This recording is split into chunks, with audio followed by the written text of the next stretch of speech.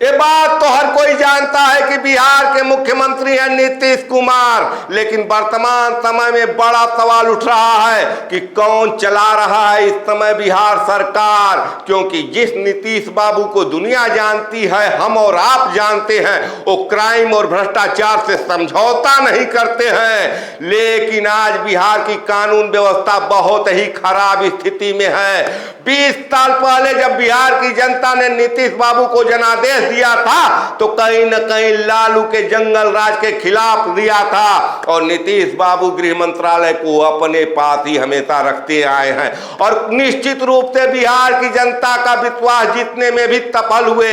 लेकिन वर्ष 2025 में भारतीय जनता पार्टी के साथ मिलकर नीतीश बाबू सरकार चला रहे हैं, और इस समय विपक्ष का आरोप है कि जंगल राज नहीं, महाजंगल राज चल रहा है।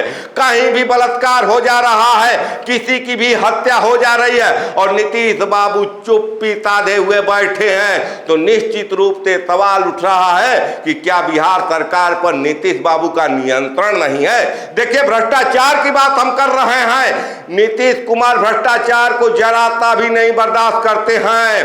2020 में भारतीय जनता पार्टी के साथ मिलकर सरकार बनाते हैं, नवंबर में सरकार बनाते हैं, और अपने ही कोटे के शिक्षा मंत्री मेवालाल चौधरी को मात्र 2.5 दिनों बाद पद से हटा देते हैं, इस्तीफा देने के लिए मजबूर कर देते हैं। क्योंकि मेवालाल चौधरी के खिलाफ अखबार में तमाम खबरें छपने लगती है। लेकिन कल की बात है, नीतीश बाबू पटना में एक नाले का फीता काटने गए और उनके साथ कैबिनेट मंत्री जीवेश मिश्रा थे। जीवेश मिश्रा भारतीय जनता पार्टी के कोटे से विधायक हैं, लेकिन जीवेश मिश्रा पर बहुत ही गंभीर आरोप लगा है। जयपुर की अदालत ने उनको सजा तक सुना दिया है। वो एक दवा कंपनी के डायरेक्टर हैं और उनके कंपनी को गलत दवाएं, नकली दवाएं बनाने का दोषी पाया गया।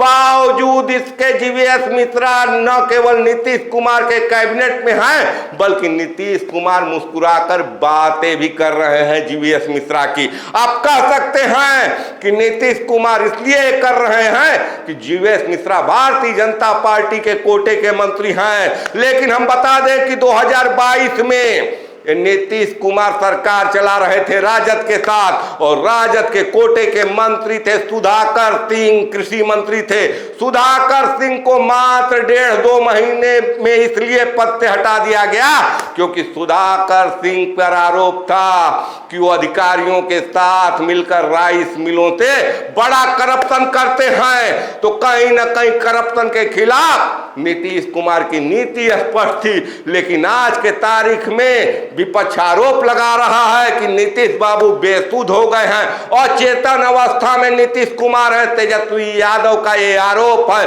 और प्रशांत किशोर भी तो कह रहे हैं कि नीतीश कुमार का मेडिकल बुलेटिन जारी किया जाए। कहीं न कहीं नीतीश कुमार बेसुध अवस्था में है और सरकार कोई और चला रहा है। देखिए, हम बात कर रहे हैं, चुनाव है 2025 में, और नीतीश बाबू पर तमाम सवाल उठ रहे हैं। देखिए, जो नीतीश कुमार सदन में कहे थे कि बिजली सस्ती होनी चाहिए, फ्री नहीं होनी चाहिए, आज वही नीतीश कुमार 125 यूनिट बिजली फ्री दे रहे हैं। क्या ये फैसला नीतीश कुमार ले रहे हैं, या नीतीश कुमार के करीब कोई बैठा अधिकारी ले रहा है, या सरकार पर किसी और का नियंत्रण है?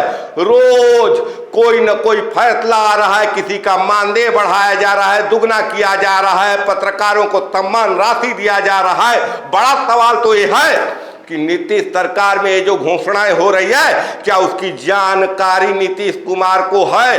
क्योंकि नीतीश कुमार जो कभी नहीं करते थे, 2025 में विधानसभा चुनाव के ठीक पहले वही हो रहा है।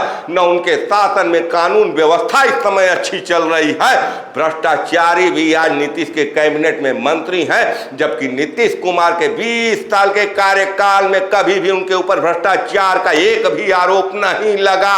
और निश्चित रूप से पूरी बिहार की जनता, विश्लेषकों का एक बड़ा वर्ग मानता है कि नीतीश कुमार कभी कोई करप्शन नहीं किए हैं, लेकिन और तो और नीतीश कुमार किसी करप्ट को अपने साथ भी नहीं रखे हैं। लेकिन आज करप्शन भी हो रहा है, आज हत्या और बलात्कार भी हो रहा है, और कहीं न कहीं चुनावी रेवड़ी भी बांटी जा रही है, जिसको प्रबल विरोधी थे। उसके बाद सबसे बड़ा सवाल तो उठ ही रहा है कि क्या नीतीश कुमार अचेतन अवस्था में हैं?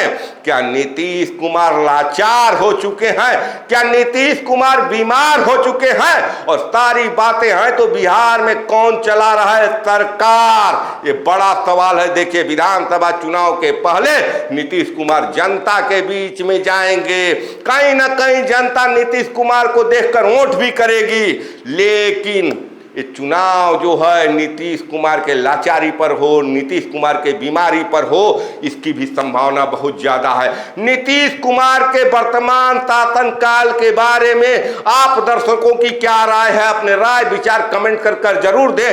देखते रहिए खबरों के खिलाड़ी। मैं आपका पंकज कुमार, धन्यवाद।